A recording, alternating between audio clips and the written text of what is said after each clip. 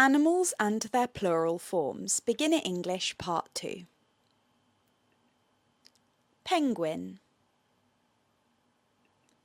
Penguins. A baby penguin is called a chick or a nestling.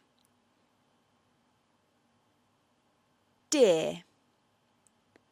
The plural of deer is the same, deer. A baby deer is called a fawn.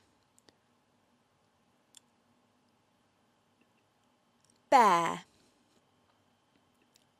Bears. Cub. Cubs. Duck. Ducks. Duckling. Ducklings. Dog. Dogs. Puppy. Puppies.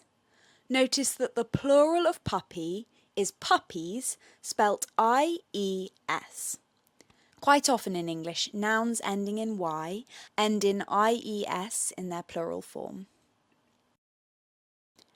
Owl. Owls.